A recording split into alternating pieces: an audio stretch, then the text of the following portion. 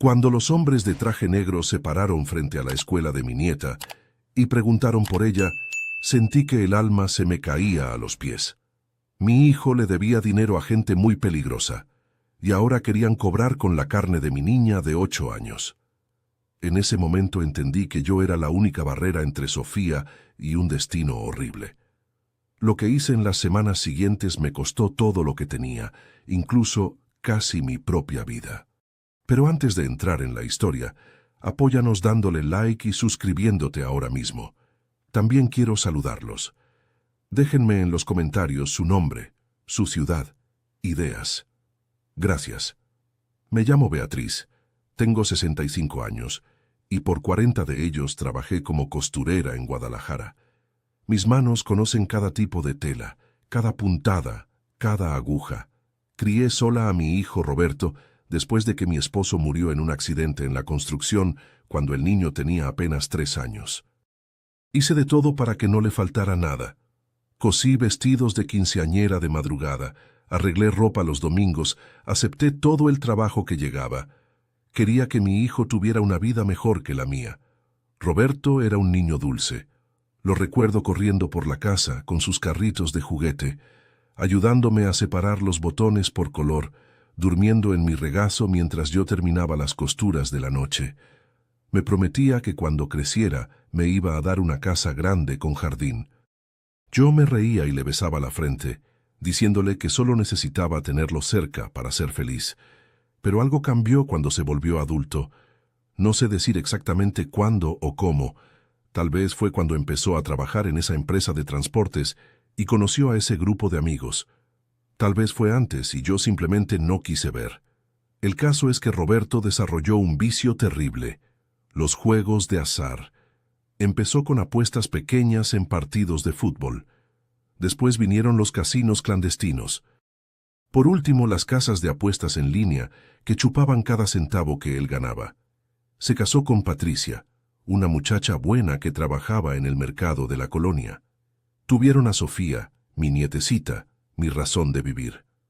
Cuando cargué a esa niña por primera vez, sentí que mi corazón iba a explotar de amor.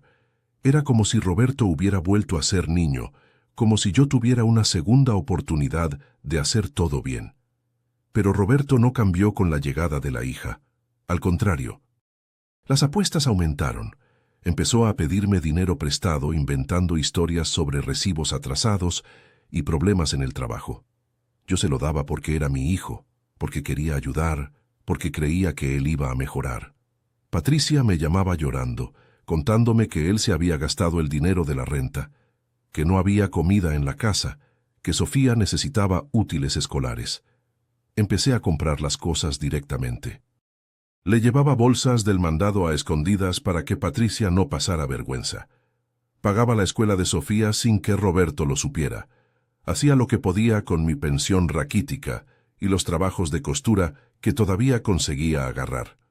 Hace 2 años, Patricia no aguantó más. Me buscó una tarde de domingo, con la cara hinchada de tanto llorar. Dijo que se iba, que no soportaba más vivir con miedo, que Roberto se había convertido en una persona que ella no reconocía. Le pregunté si se iba a llevar a Sofía. Ella bajó la mirada y dijo que no tenía condiciones. Iba a regresar a casa de su mamá en un pueblo de Michoacán, intentar recomenzar la vida, conseguir un trabajo. Cuando estuviera estable, regresaría a buscar a la niña. Nunca volvió. Yo no la culpo. Sé cuánto sufrió. Sé que a veces uno necesita salvarse primero para después salvar a los otros. Pero Sofía se quedó. Se quedó con el papá que apenas la miraba, que se pasaba los días pegado al celular haciendo apuestas, que vendía los muebles de la casa uno por uno para alimentar el vicio. Y se quedó conmigo, que iba allá todos los días para bañarla, peinarla, hacerle su comida, ayudarle con la tarea. Sofía era y es una niña extraordinaria, inteligente, cariñosa, con una sonrisa que ilumina cualquier lugar. Ella me llamaba Abuelita Betty y decía que cuando creciera quería ser costurera igual que yo. Yo le enseñaba las puntadas básicas y nos quedábamos horas juntas en mi máquina de coser, creando ropita para sus muñecas. Fue en el cumpleaños de 8 años de Sofía que todo comenzó a derrumbarse de verdad. Yo había preparado un pastel de chocolate, su favorito, y comprado un vestido nuevo que yo misma había hecho, con encajes y moños color rosa. Cuando llegué a la casa de Roberto esa mañana, encontré la puerta forzada. Entré con el corazón acelerado. La sala estaba destruida. El sofá rasgado, la televisión rota en el piso, los cajones revueltos. En medio de ese desorden, Roberto estaba sentado en un rincón, con la cara entre las manos, temblando. Corrí a buscar a Sofía y la encontré escondida debajo de la cama, abrazada a su muñeca de trapo con los ojos pelones de miedo. La jalé hacia mis brazos y la apreté con fuerza, sintiendo su cuerpecito temblar contra el mío. Le pregunté bajito qué había pasado, pero ella solo movía la cabeza, incapaz de hablar. Regresé a la sala cargando a Sofía y le exigí a Roberto que me explicara qué estaba pasando. Él levantó la cara y vi que estaba llorando. Tenía un corte en la frente y el labio hinchado. Dijo que eran cobradores, que debía mucho dinero a gente pesada, que habían venido a cobrar y él no tenía cómo pagar. Le pregunté cuánto debía. Cuando dijo la cantidad me flaquearon las piernas. Era más de lo que yo ganaría en 10 años de trabajo. Era más de lo que valía mi casita en la colonia Oblatos, mi único bien en el mundo. Roberto dijo que le habían dado un plazo. 1 mes. Si no pagaba, volverían. Y esta vez no sería solo los muebles lo que irían a destruir. Miré a Sofía en mis brazos, a sus ojos cafés llenos de terror, y sentí una rabia que nunca había sentido antes. Una rabia contra mi propio hijo, contra el hombre en el que se había convertido, contra la situación imposible en la que había puesto a esa niña inocente. Pero junto con la rabia vino otra cosa, más fuerte. La certeza absoluta de que yo haría cualquier cosa para proteger a mi nieta.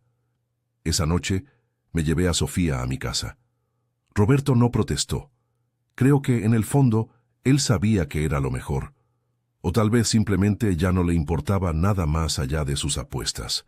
Acosté a mi nieta en mi cama, la cubrí con el edredón que yo misma había cosido años atrás, y me quedé velando su sueño hasta el amanecer. Mientras ella dormía, yo planeaba.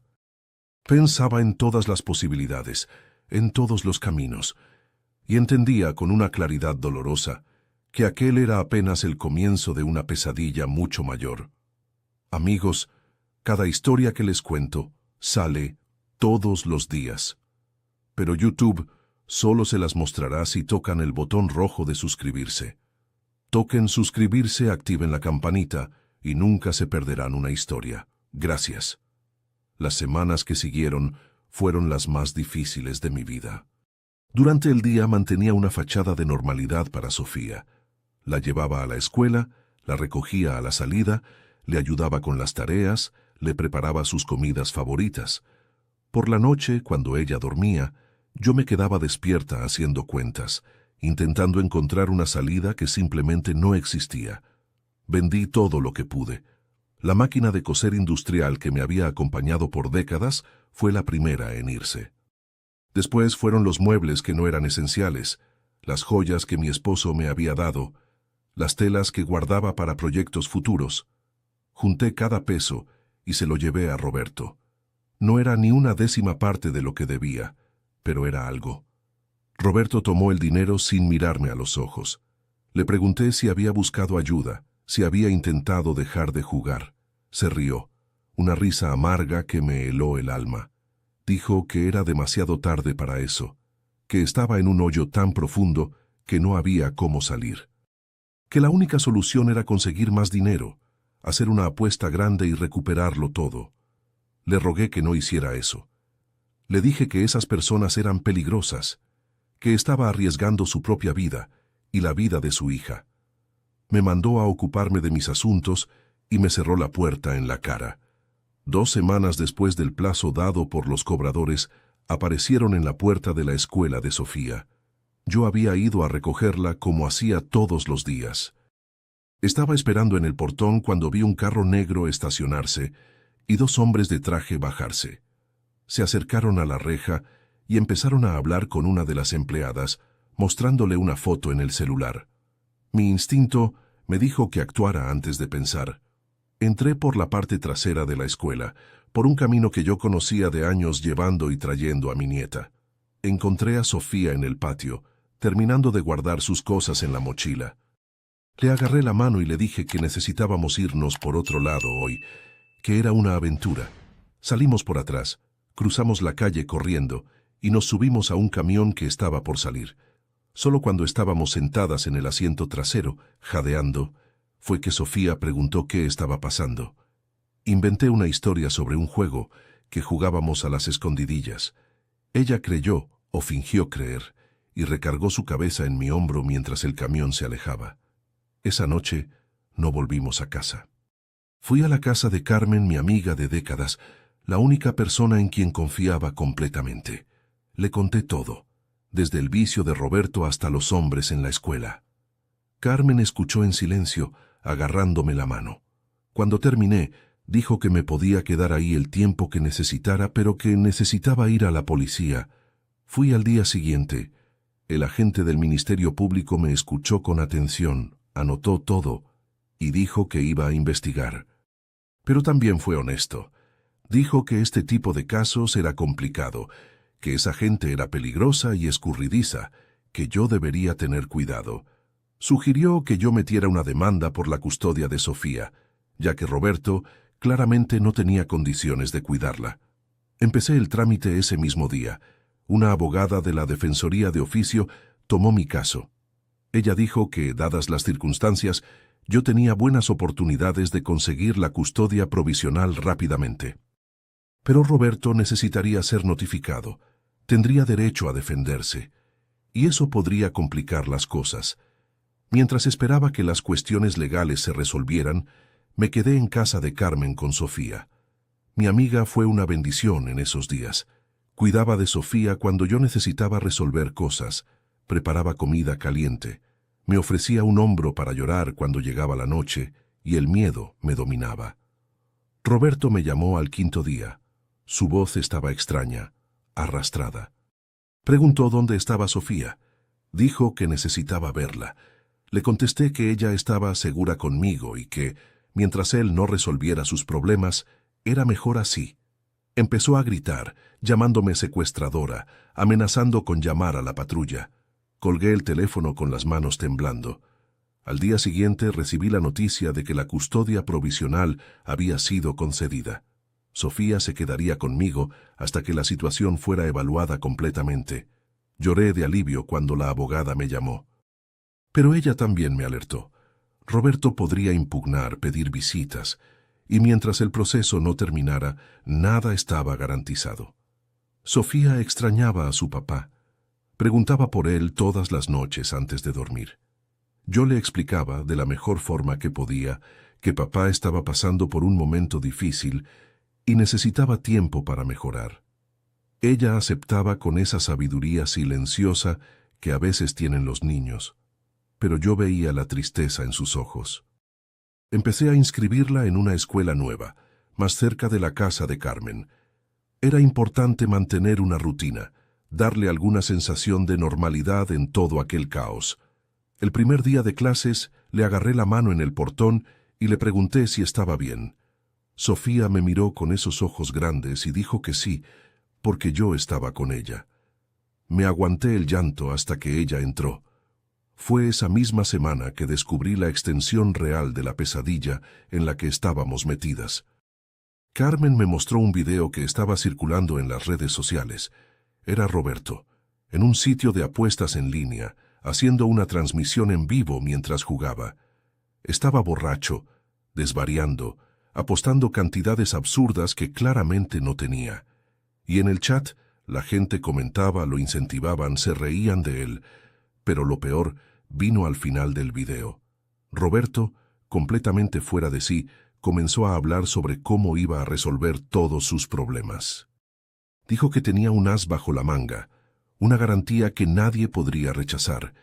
Y entonces, mirando a la cámara con los ojos vidriosos, dijo el nombre de Sofía. Se me heló la sangre.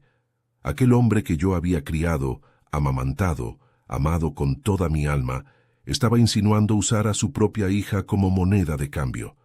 En ese momento, algo dentro de mí murió. El hijo que yo conocía ya no existía.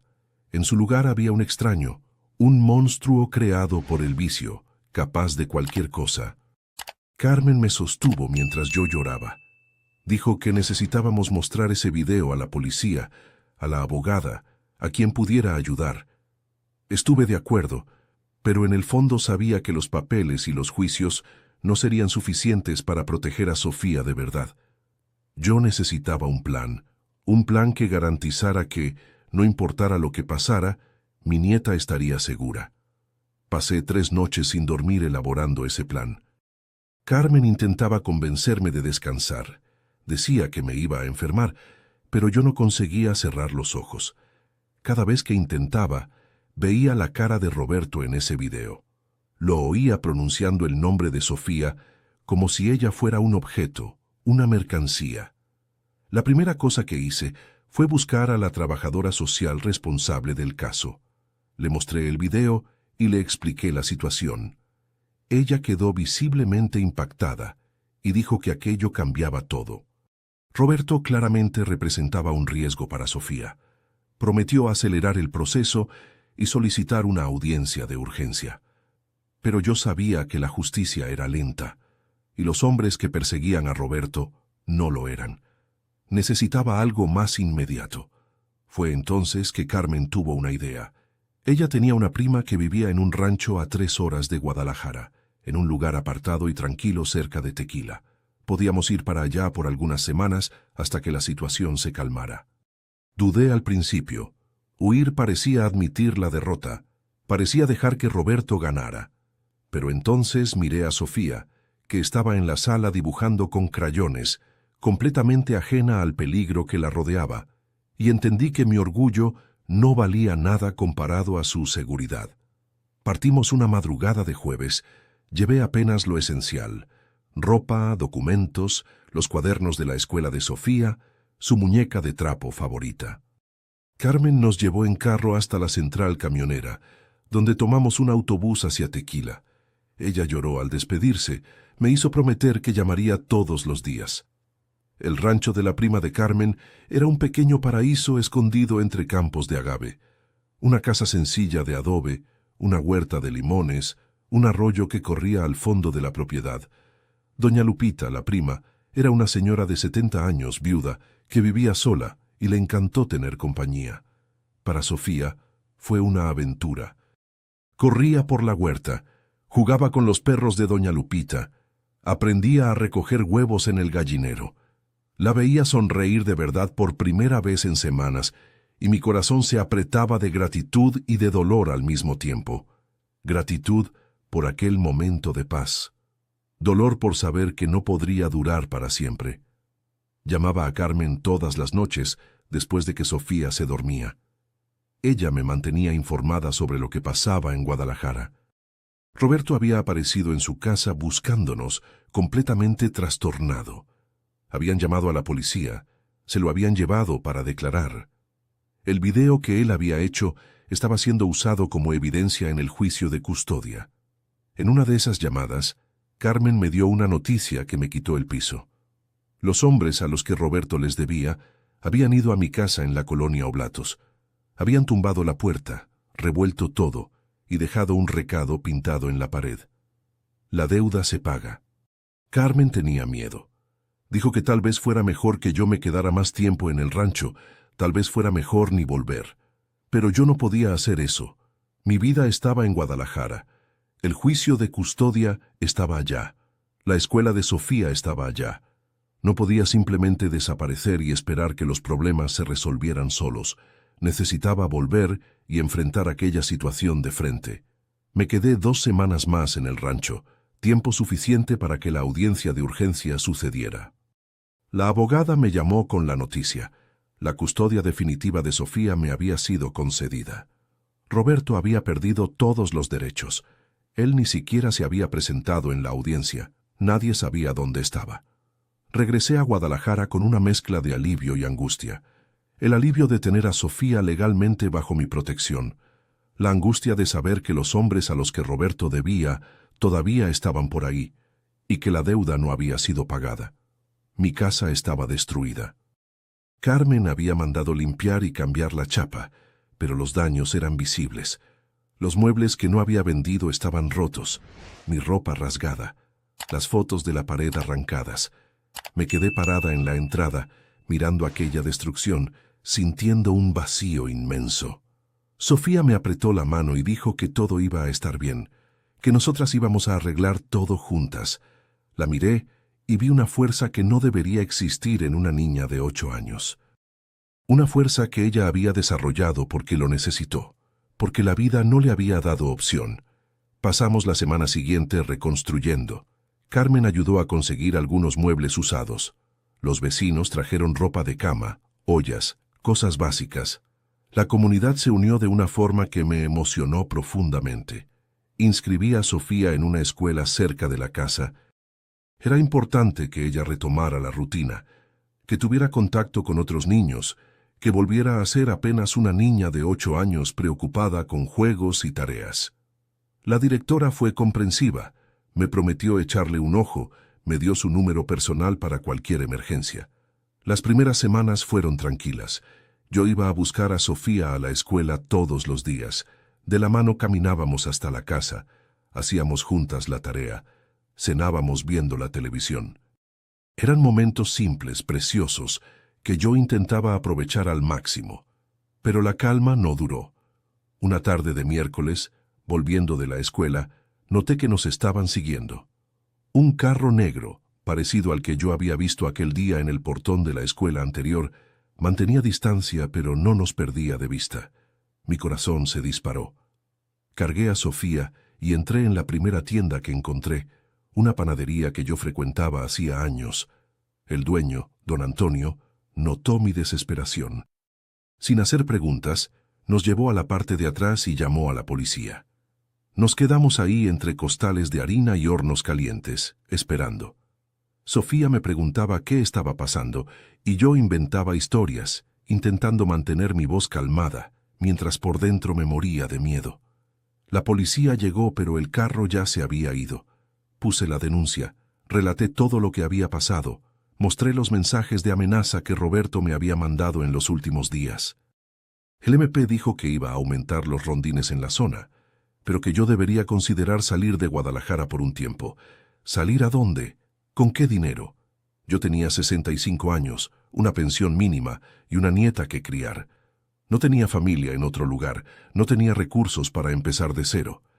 Mi vida estaba ahí, en aquella casa destruida, en aquella ciudad que de repente se había vuelto peligrosa. Si quieren saber cómo termina esta historia y conocer muchas más, denle al botón rojo de suscribirse. Es gratis y me ayuda muchísimo. Esa noche tomé una decisión. Si esos hombres querían algo, tendrían que pasar por encima de mí primero.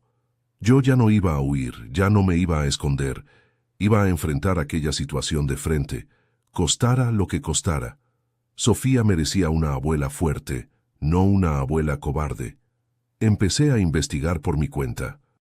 Parece locura. Una señora de 65 años jugándole al detective, pero yo necesitaba entender contra qué estaba luchando. Carmen creía que yo me había vuelto loca. Me rogaba que dejara que la policía resolviera. Pero la policía tenía sus limitaciones, sus procesos, su burocracia. Y yo no tenía tiempo para esperar. Descubrí que los hombres que perseguían a Roberto trabajaban para un prestamista conocido en la región como el licenciado. Nadie sabía su nombre verdadero, nadie sabía exactamente dónde operaba, pero todos sabían que sus deudas se cobraban de una forma u otra. Circulaban historias sobre personas que habían desaparecido, sobre familias destruidas, sobre negocios incendiados. La deuda de Roberto con el licenciado había empezado pequeña, algunos miles de pesos para cubrir una apuesta perdida. Pero los intereses eran absurdos, y Roberto seguía apostando, seguía perdiendo, seguía pidiendo más dinero prestado. En menos de 2 años, la deuda se había multiplicado por 10.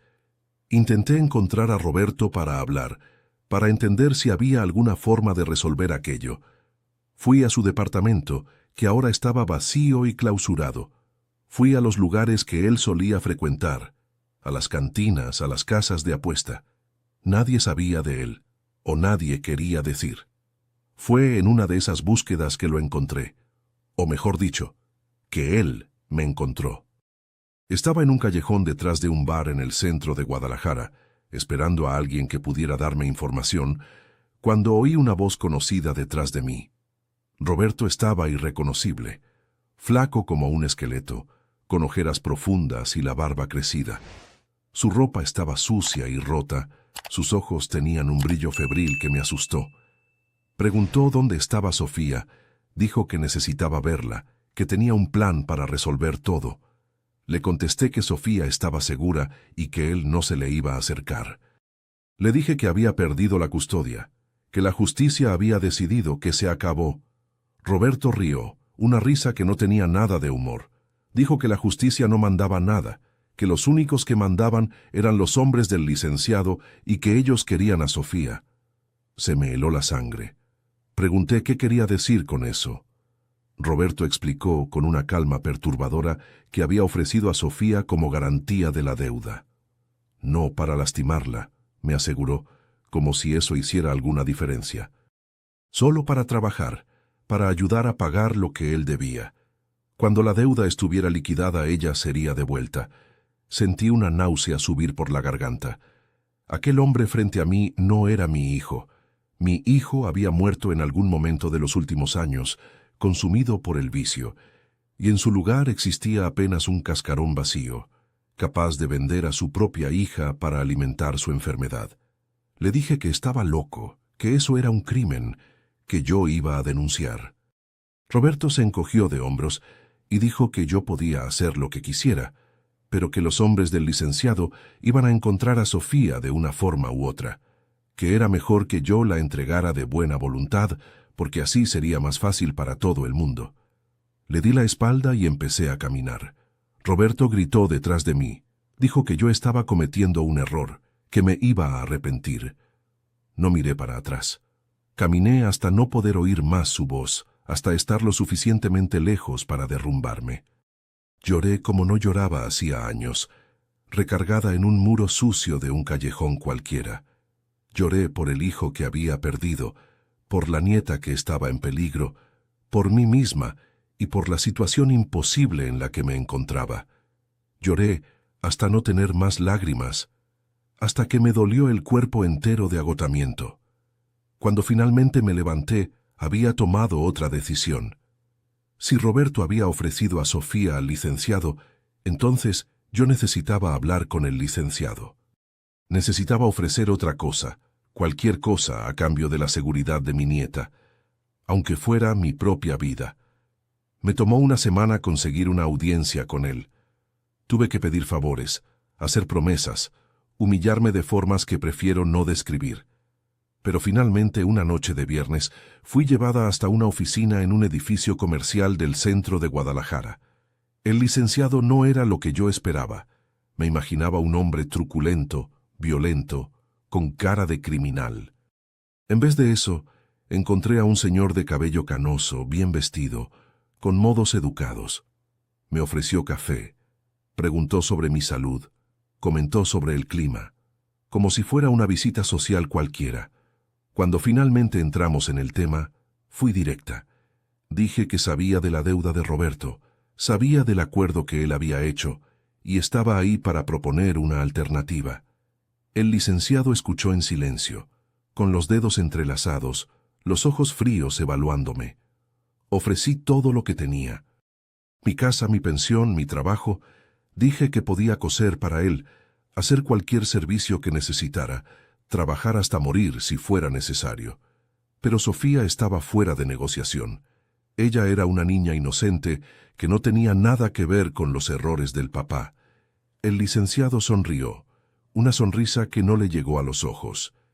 Dijo que admiraba mi valentía, pero que yo no tenía noción del tamaño de la deuda, que mi casa no valía ni los intereses de un mes, que una vieja costurera no tenía ninguna utilidad para él.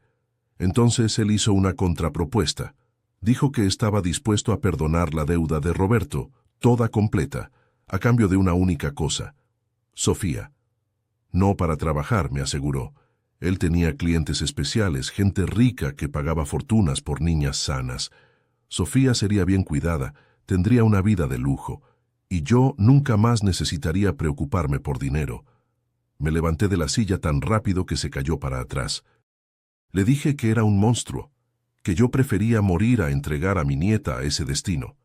El licenciado no se inmutó. Dijo que la elección era mía, pero que yo tenía una semana para pensar. Después de eso, sus hombres irían a buscar lo que era suyo, de una forma u otra. Fui escoltada fuera del edificio en estado de shock. En el taxi de regreso a casa, mi mente trabajaba frenéticamente. Una semana. Tenía una semana para encontrar una solución. Una semana para salvar a Sofía de un destino peor que la muerte. Los días siguientes fueron un borrón de desesperación y determinación. No le conté a Sofía lo que estaba pasando, mantuve la rutina normal tanto como fue posible. Pero por dentro, yo me estaba consumiendo. No dormía, apenas comía. Pasaba las noches elaborando y descartando planes. Fui a la policía nuevamente, conté sobre mi conversación con el licenciado. El fiscal se puso serio. Dijo que aquello era grave, que iban a intensificar las investigaciones. Pero también fue honesto. Dijo que el licenciado era escurridizo, que nunca habían conseguido atraparlo, que yo debería considerar entrar en algún programa de protección de testigos. Los programas de protección significaban abandonar mi vida, cambiar de ciudad, empezar de cero con una identidad nueva. Significaba arrancar a Sofía de todo lo que ella conocía, de la escuela nueva donde estaba haciendo amigos, de la rutina que estábamos construyendo juntas. Significaba admitir que aquellos criminales habían ganado. Me negué. Le dije al fiscal que iba a encontrar otra solución. Él me miró con lástima y dijo que esperaba que lo lograra, pero que estuviera atenta, que los hombres del licenciado no solían hacer amenazas vacías. Fue Carmen quien tuvo la idea que cambió todo. Me llamó una noche, animada como no la veía hacía semanas. Dijo que tenía una amiga que trabajaba en una ONG que ayudaba a víctimas de usura y trata, que esa ONG tenía contactos con la prensa, con políticos, con gente influyente, que tal vez, si la historia se divulgaba, los hombres del licenciado no tendrían el valor de actuar. Era un riesgo. Exponer la situación podría proteger a Sofía, pero también podría enfurecer al licenciado y acelerar sus acciones. Pero yo estaba sin opciones. Acepté hablar con la amiga de Carmen. La mujer se llamaba licenciada Mariana y coordinaba la ONG hacía más de 10 años. Ella escuchó mi historia con atención profesional, haciendo preguntas, anotando detalles. Cuando terminé, dijo que mi caso era exactamente el tipo de situación que la ONG luchaba por exponer. Ella explicó el plan. Iban a preparar un reportaje con un canal de televisión asociado. La historia sería contada, con los nombres cambiados para mi protección, pero dejando claro que se trataba de un caso real. La presión de los medios forzaría a las autoridades a actuar con más rapidez y dificultaría que el licenciado hiciera cualquier cosa contra nosotras sin llamar la atención. Había riesgos, ella admitió. El licenciado podría intentar algo antes de que el reportaje saliera al aire. Por eso, sugirió que Sofía y yo nos quedáramos en un refugio seguro de la ONG hasta que la situación se estabilizara. Acepté. Esa misma noche, hicimos las maletas y fuimos llevadas a una dirección que no puedo revelar. Era una casona grande en una colonia residencial de Zapopan, con bardas altas y cámaras de seguridad. Ahí vivían otras familias en situaciones parecidas a la nuestra, huyendo de amenazas diversas. Los días en el refugio fueron extraños. Por un lado había una sensación de seguridad que yo no sentía hacía meses. Por otro, la espera era angustiante. El reportaje estaba siendo preparado, la policía estaba investigando, pero todo parecía demasiado lento. Fue al 5.º día que recibí la llamada que cambió todo. Era Roberto. No sé cómo consiguió mi número nuevo, probablemente sobornando a alguien. Su voz estaba diferente, más lúcida que las últimas veces que habíamos hablado. Dijo que necesitaba verme. que tenía información importante sobre el licenciado, información que podía acabar con él de una vez. Dijo que estaba arrepentido de todo lo que había hecho, que quería redimirse, que quería proteger a Sofía también. No creí ni una palabra, pero algo en su voz me hizo dudar.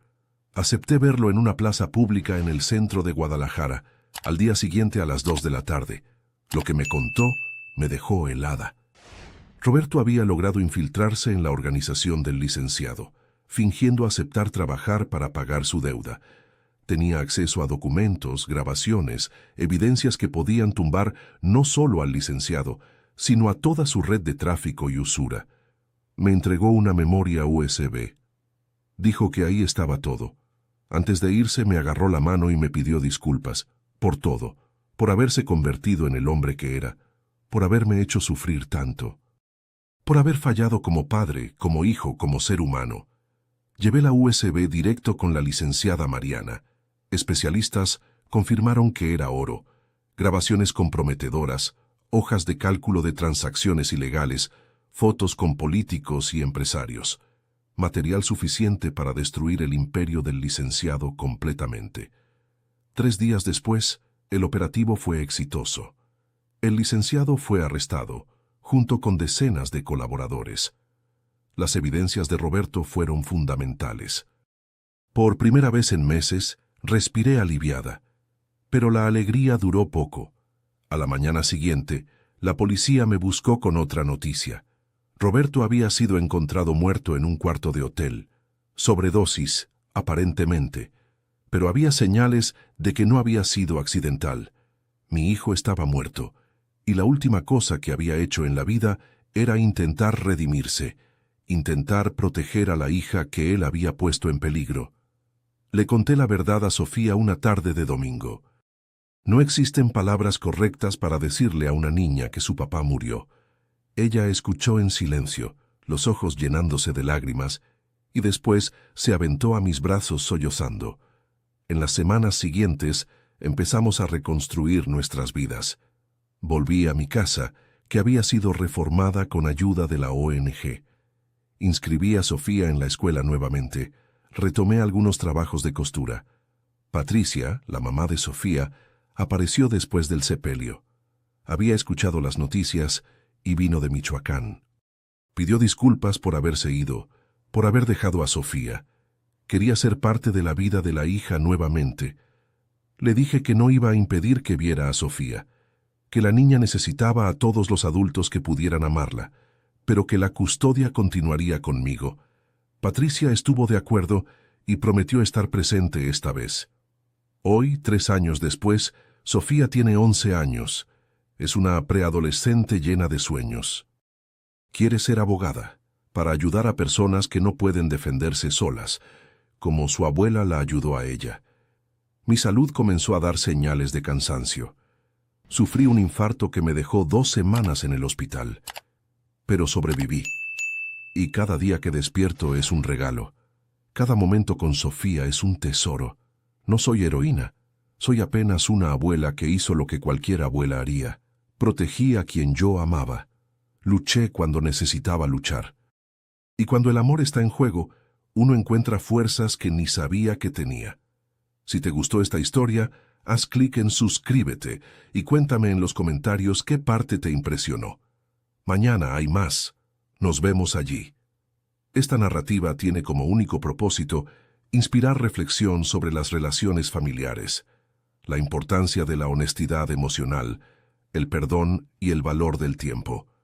No debe interpretarse como consejo médico, psicológico o de ningún otro tipo profesional. Si estás enfrentando una enfermedad grave, conflictos familiares o situaciones emocionales difíciles, busca el apoyo de profesionales cualificados como médicos, terapeutas o consejeros.